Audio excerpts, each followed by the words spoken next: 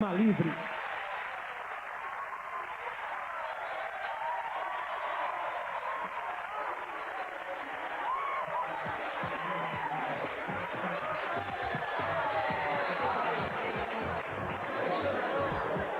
Tudo bem? Bem. Tudo certinho? Entramos na hora ou não? Tá certo. Tá certo? Mas sabe que uma coisa que me chama a atenção é sempre assim, toda vez que o senhor entra com o relógio na mão. É hábito? O senhor sempre anda com o relógio na mão assim? Eu adquiri esse hábito naquela época e não perdi mais não. Que coisa. É uma maneira de ter ideia do tempo. O senhor acha que tempo é dinheiro? No caso da minha especialidade, tempo é músculo. Quando o indivíduo, por exemplo, tem um infarto, se rapidamente ele não é atendido hoje em dia, o músculo cardíaco vai morrendo. Então, tempo é dinheiro, tempo é músculo, é vida também. Tá bom. Vamos lá, começando a perguntar para Enéas aqui. Quem começa perguntando? Primeira pergunta aqui. Fala, garota. Eu queria saber o que ele acha do acordo que foi feito com a FMI. Cadê a moça? Aqui, pois não. O acordo que foi feito com a FMI não é nada diferente daquilo que o FMI propõe para todos os países que devem, né? Países devedores. A situação, eu falei no jornal aqui da SBT há poucos dias, quer dizer, falei correndo, eu tenho 30 segundos, né? Meio minuto. E eu explico bem para a senhorita. O acordo, a gente pode imaginar comparando, veja, senhorita, o país, quer dizer, o povo, né? Com um doente. Ia falar devagar agora que tem tempo. Imagine a senhorita que o indivíduo está com insuficiência cardíaca. Quer dizer, o coração está fraco, batendo devagar, não tem força para mandar o sangue para frente. A solução normal, né, aquilo que tem que ser feito, é dar um remédio que dê força ao coração, entende? Que faça com que ele possa mandar sangue para frente. Está acompanhando a imagem? Está devagar. Agora, imagine que chega alguém e diz assim, não precisa dar força não para o coração, não. Se nós diminuirmos o consumo, vai melhorar, quer ver? Corte as pernas do sujeito, aí amputa as duas pernas. Corte os braços, corta o nariz, corta os órgãos genitais, corta tudo que for dispensável. Fica só o tronco e o coração batendo, aí o sujeito melhora. Apesar do coração estar fraco, é a receita do FMI pro Brasil, entendeu? Tira habitação, tira roupa, tira tudo de todo mundo, tira comida. Aí o desespero, as empresas falindo, aí tá bem, entende? É essa a receita do FMI. Fala, garoto. Esse é o acordo assinado. Boa tarde. Boa tarde. Nas suas apresentações, você sempre fala que existe uma crise política no Brasil e critica muito isso, que tudo está ruim. E acontece que no mundo existe uma crise econômica, e no Brasil principalmente existe essa crise econômica. Então, por que não existe um pouco de pragmatismo da sua parte em dizer que a crise é política e atacar isso com tanto afinco nas suas apresentações? Veja, senhorita, eu não falo de crise política, disso todo mundo fala. Eu falo mais de crise de confiança, de crédito. O que eu digo é que as instituições hoje, não somente as políticas, não. As instituições como um todo não são mais uma coisa em que se acredite.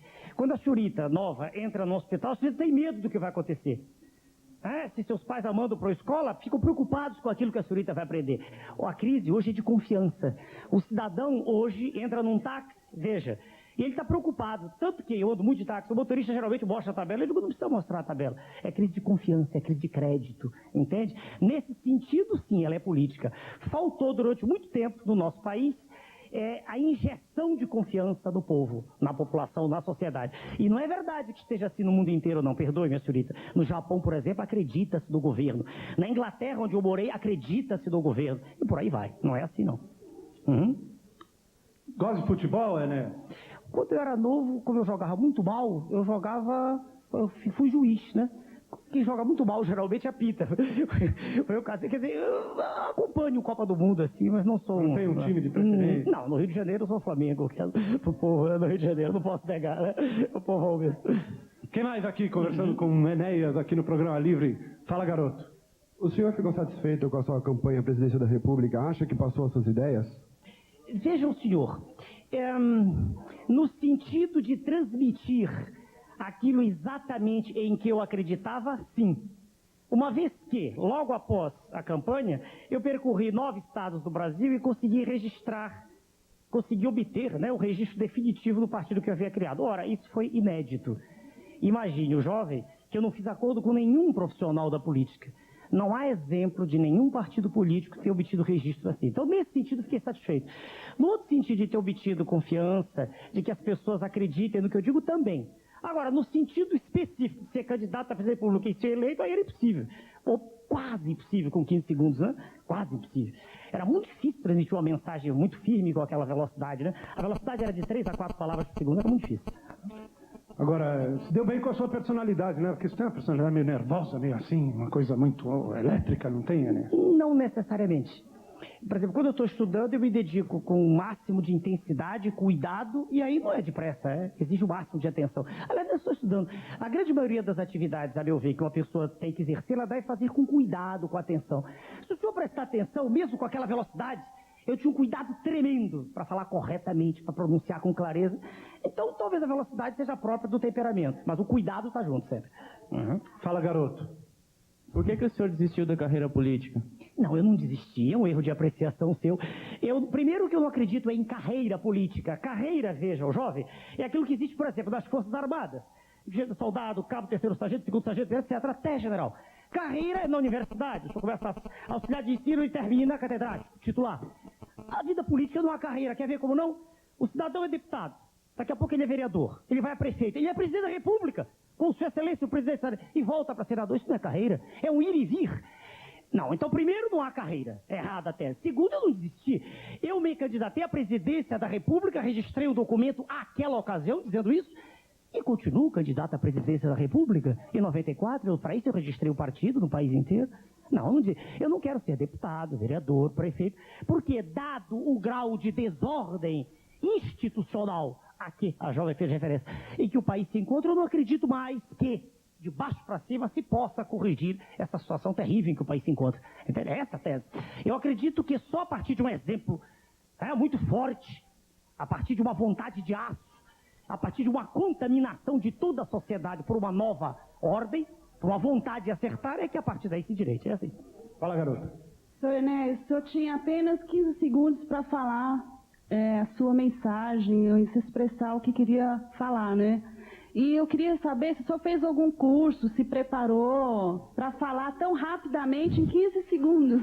Não, veja, senhorita, eu sou educadora, estou com 53, pelo menos uns 40 anos.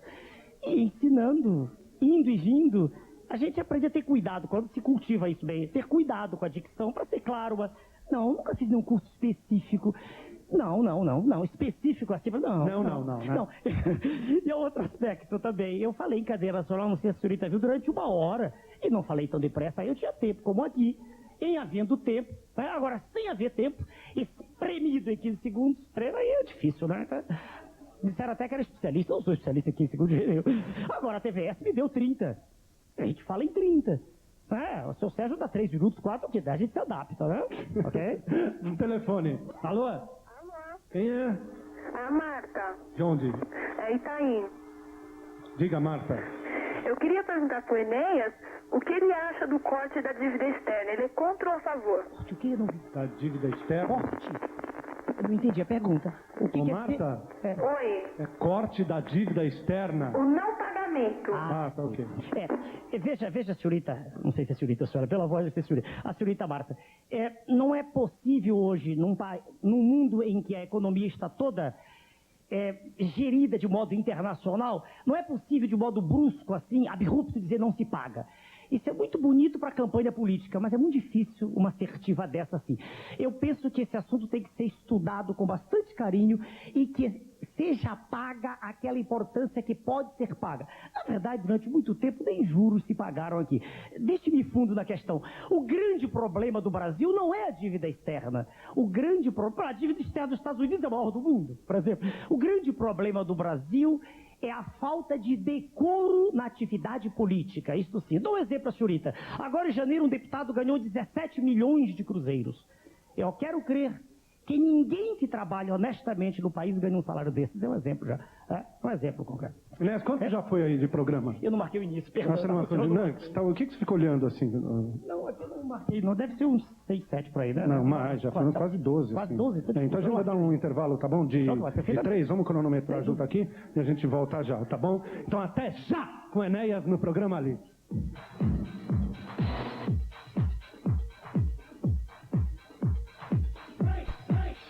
A sua opinião sobre a situação dos aposentados no nosso país? Isso se transformou agora nos últimos dias, né? Nas últimas semanas, numa verdadeira novela. Veja, senhorita, O que eu vou dizer é aquilo que qualquer pessoa sensata diria. Depois de trabalhar uma vida inteira, 35 anos, não ter direito ao mínimo de vida digna é algo assim deplorável, né? E, fundamentalmente, o que se passa hoje, mais uma vez o que eu digo, é desordem absoluta. O executivo diz uma coisa, o legislativo diz outra e o judiciário diz outra. Chegou-se a uma situação, a um impasse, a meu ver, em que o que um juiz de primeira instância diz não é a mesma coisa que diz o juiz do Supremo, a autoridade do Supremo Tribunal Federal. É um caos institucional. Se a senhorita perguntar como eu me sinto, muito mal, né? Com muita tristeza, principalmente depois do que houve agora em Santa Catarina, depois que foram espancados alguns aposentados. Isso reflete o país como um todo, não é um caso isolado. É o aposentado no fim da vida e a criança no início, cheirando cola na rua, morando na rua. O fenômeno é o mesmo. Há um descaso pelo cidadão, é a mesma coisa. Enéas, vamos falar um pouco de comportamento? Eu queria que você falasse um pouco dos cabeludos. O que você acha? O cabelo voltou à moda, né? Dos jovens cabeludos. Houve uma época em que eu tinha cabelo, claro. Difícil isso. Veja bem. Mas, esteticamente, assim, sua avaliação. Como é que eu vou responder? A pessoa tem direito de se vestir, de se comportar como ela deseja, desde que não faça mal a ninguém. Eu vou dar um exemplo aqui de público, aqui, uma coisa que me perguntaram logo depois das eleições. Eu estava em Brasília e havia de 200 é o número médio, não contei se era 198, 201, número enorme de jornalistas. Aí um perguntou assim, o senhor se zanga se fizer uma pergunta íntima? Eu fiquei pensando, meu Deus, o que é que vem, né? Aí o senhor virou e disse assim, o senhor pinta sua barba? Eu digo, muito bem, vire as câmeras. Aí viraram e digo, pinto. Aí ficou todo mundo espantado, assim, o que tem isso? Pim. Falei, pim. P-I-N-T-O, o que tem? Pim. Cerrou o assunto. Aí calaram-se na hora, entendeu? A pessoa tem direito, desde que não faça mal a ninguém, desde que não dê maus exemplos, desde que não transmita maus costumes, a pessoa tem direito de levar a vida que lhe convém. Entende? Agora, veja bem, eu sou radicalmente contra a veiculação, através dos órgãos de comunicação, de maus exemplos, aí sim. De tudo aquilo que pode prejudicar a formação das nossas crianças. Aí sim. Aí eu sou rádio.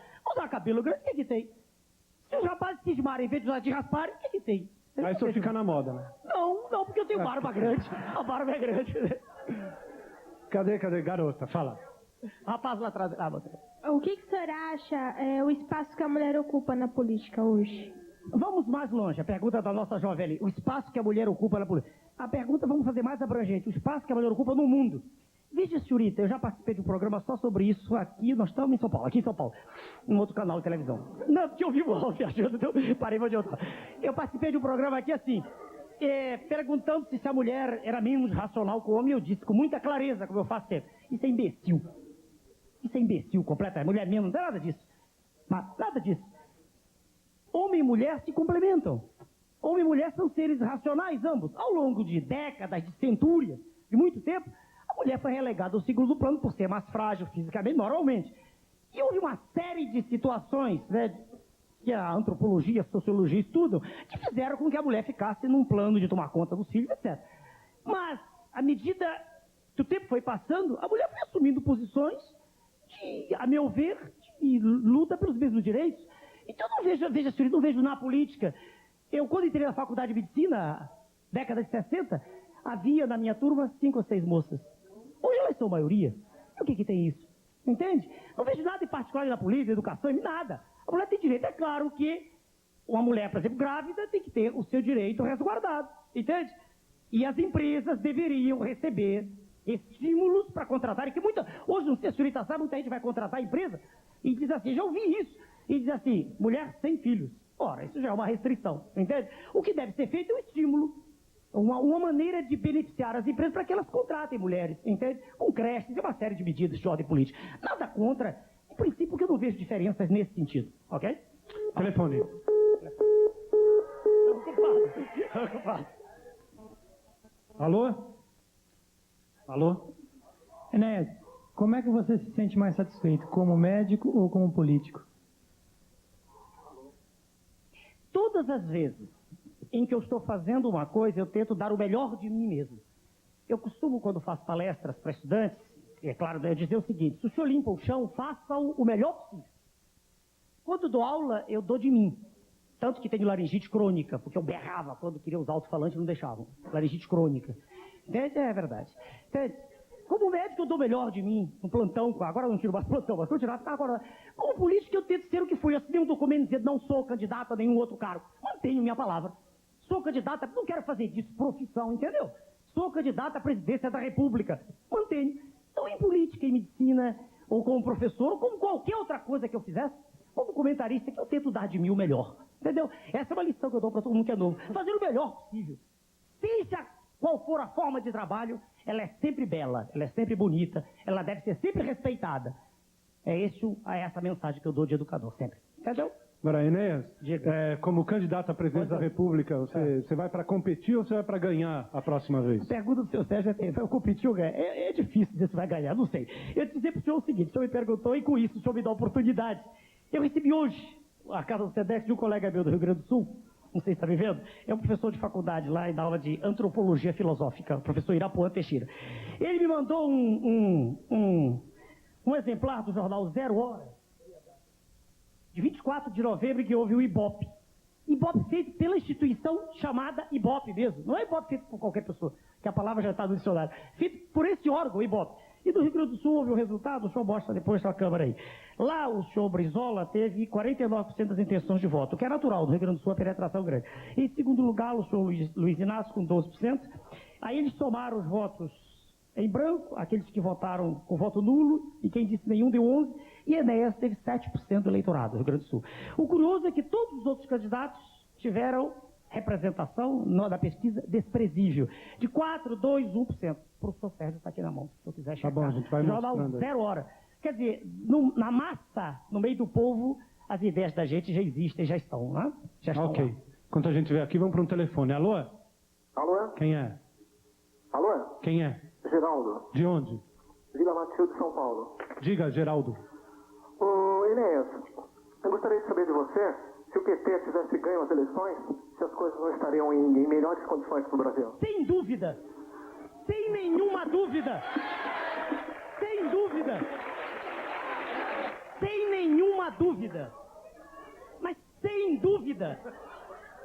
Sem nenhuma dúvida. Sem sombra de dúvida.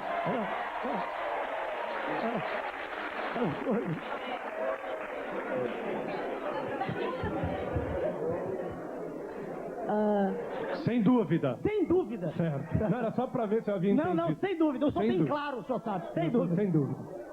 Fala, garoto. Boa tarde. O senhor vai ser candidato novamente a presidente. Eu queria saber quais seriam as suas medidas para melhorar a condição de ensino no Brasil, já que hoje o bom ensino é privilégio de poucos. Veja, a senhorita exige de mim uma capacidade de síntese extraordinária, porque eu estou olhando para nós temos pouco tempo. Eu falei em cadeia nacional durante 1 hora, no dia 14 de fevereiro de 91, o ano que passou, e falei mais 1 hora. É impossível, mas eu posso dar uma ideia para a senhora. Primeiro, veja bem, é preciso fazer com que o professor tenha aquela condição que ele possuía no passado. Ele tem que ser respeitado pela sociedade, para isso ele precisa ganhar bem. Há uma inversão de valores brutal na sociedade odierna, aqui no Brasil. Professor hoje, veja, a senhorita, ganha menos que qualquer outra categoria. O professor não tem mais, ele não gosta mais de nenhum respeito à sociedade. Que é a primeira coisa. Segundo, reciclagem. É importante, o professor não tem culpa de estar mal preparado. Hoje, fala-se mal no Brasil, escreve-se pior. Nem a língua pátria ninguém sabe, mas ninguém tem culpa, os senhores não têm culpa. É preciso ver, senhorita, uma reformulação global nisso, global. É preciso padronizar livro didático, acabar com essa história de livro de 4 cores, 3, 4, 5, 6 livros do mesmo assunto. Uma criança, um menino entra para a escola, tem que comprar um número enorme, não há necessidade disso. Nós somos um país pobre. Padronizar, como a Itália fez, um currículo mínimo para o Brasil todo. Todo. E a escola do rico, aquela como a escola, por exemplo, minha filha estuda, escola que pode dar, mas ela dá mais se ela quiser. Ela ensina alemão, mas haverá um currículo mínimo obrigatório. Isso você entende em alguns segundos para dizer. É reformulação global de princípios. Porque, na verdade, veja, eu não penso, e nunca disse isso em nenhum programa, em nenhum lugar, eu não penso numa sociedade igual. Pessoas dizem, isso não existe. Isso é um sonho. Eu penso em igualdade de oportunidades. Veja, senhorita, que o meu filho, o filho do servente, o filho do médico, do engenheiro, que ele tem os mesmos direitos, e aí sim, a potencialidade dele é que virá à tona. o esforço, que tem gente que não quer estudar, é o direito que tem, ninguém pode obrigar todo mundo, tá entendendo? É igualdade de oportunidades, aí sim. E não pode ser, perdoe-me, essa bagunça que aí está, não pode ser, tá? Ok? Bom, eu tenho duas perguntas. Primeira, quando o senhor for eleito, quais seriam... Muito obrigado, quando? O senhor acredita, então? Eu acredito no senhor. Muito obrigado. Não é em mim, é na eleição. Ser eleito não depende só de mim, veja o senhor. Se eu tiver tempo, eu não tenho dúvida. Se eu tiver tempo, eu passo como um trator em cima dos adversários, não tenho dúvida. Não tem dúvida. Mas eu não sei se terei tempo, entende? Posso falar? Não, eu queria só agradecer, o senhor disse quando. Esse quando Quais seriam as suas prioridades? E segunda, qual a opinião do senhor sobre a atual situação da ex-União Soviética? Tá informado, é triste te dizer, mas é isso mesmo. Veja bem. Primeiro, prioridade. Há uma coisa que é mais importante do que qualquer outra, veja o senhor. É fazer com que o cidadão comum não é aquele que está em Brasília, no Congresso, nas assembleias, não é isso. O cidadão comum é aquele que trabalha, que produz. Então veja o senhor, o primeiro ponto é fazer com que o cidadão comum acredite no governo. E eu lhe dou um exemplo e dou sempre esse mesmo exemplo. O senhor está marcando o tempo, não está, senhor? Eu estou olhando aqui. Está tudo aqui no... Primeira coisa, o senhor se lembra de 1986, o senhor jovem, mas lembra, Plano Cruzado? O senhor lembra daquela euforia, daquela situação em que cada pessoa acreditava? Pense em algo semelhante a isso. Pense no povo inteiro galvanizado, acreditando em quem dirige a nação. Tá? Isso é a primeira coisa. Isso é mais importante do que qualquer outra. É crédito, é confiança. É a pessoa dizer, não, o presidente está dizendo isso hoje e vai confirmar amanhã. Ele não vai dizer hoje uma coisa e amanhã outra. Entende? Ele vai ter palavra, ele vai ser digno, ele vai ter decência. Isso é a primeira coisa. A partir daí, veja, o resto tudo é quase consenso. É uma injeção gigantesca na economia. O Brasil está indo para o fundo do poço, meu jovem. Está sendo destruída a indústria nacional. Estão sendo aviltados os valores produtivos do país. Relatório moderno eu trouxe da revista Exame do Sr. Keynes mostra que cerca de metade das empresas trabalhou com uma faixa de margem de lucro que é inferior à rentabilidade do FGTS. Não há mais nenhum interesse de investir no país. Então nós estamos numa situação muito ruim. A primeira coisa é essa, confiança. E quando eu digo confiança, não é só a classe empresarial que vai ter confiança. O cidadão comum. Eu vou dizer para o senhor, eu estive em Roraima, numa cidade chamada Caracaraí, lá em cima. Lá em cima. Caracaraí, uma cidadezinha. Em cima que eu digo no norte do país, eu botei para cima. Lá em cima. Nós estamos no sul, estamos em São Paulo, lá em cima. Sudeste nós estamos, quase no sul. Pois bem, e uma senhora perguntou, mas doutor Enésio, eu estava formando o partido. Eu bati numa casa humilde, né? Ela disse, doutor Enésio, e eu vou morar sempre aqui. Eu disse, eu não sei. Eu não posso dizer para a senhora que a riqueza nacional dá para construir casa boa para todos. Eu não posso afirmar ainda. Eu não tenho dados, se nem eles se entendem. Se o executivo diz uma coisa, o Tribunal de Contas diz outra, se nem eles, como é que aqui de fora eu vou me entender? Entende? Eu não sei a totalidade dos recursos disponíveis. Eu sei uma coisa, seu filho irá para a escola, como eu fui no meu tempo, apesar de origem humilde. Porque é através da educação que ele poderá ir. Seu garoto, e ela assinou a ficha do partido, né? Dizendo a verdade. Então esse é o primeiro ponto. Agora o senhor perguntou sobre a ex-União Soviética. Eu vi a fragmentação, os esfacelamentos da República, eu vi com tristeza. Não posso negar. Tristeza profunda. Está provado que o ser humano quer competir. Não adianta lutar contra a iniciativa privada que eles fizeram lá. Do ponto de vista econômico, não adianta. Isso é um sonho que tem que ser derriscado, quer dizer, eliminado. Tem que deixar de iniciativa privada, não há como lutar. Mas aquela fragmentação, aquele esfacelamento me entristeceram, senhor. O que vai ocorrer, ninguém sabe. Ali é um barril de pólvora agora, né? Barril de pólvora, ninguém sabe. Mas uma coisa também para mim ficou evidente. É loucura, chega a ser até estrionice, chega a fazer rir e querer lutar contra o nacionalismo. Essa gritaria que aí dessa corrente neoliberal. Não, sabe por quê? Porque isso está sendo visto lá agora, veja o senhor. Lá agora as diversas repúblicas, cada uma delas está com explosão de quê? Se não de nacionalismo. Entende? Essa é a minha resposta, senhor. O que vai ocorrer, ninguém sabe, tá? Enéas, sem dúvida foi uma grande entrevista. Queria agradecer Muito obrigado. por ter vindo aqui. Obrigado. Muito obrigado. Obrigado. E volte. Obrigado. O Programa Livre vai dar um tempo e vai falar já sobre as torcidas organizadas. Até já, sem dúvida. Muito obrigado.